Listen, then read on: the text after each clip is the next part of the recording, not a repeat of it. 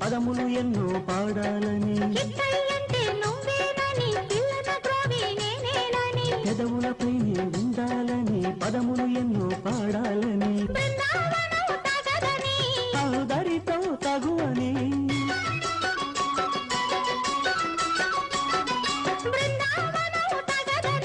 అందరితో తగువని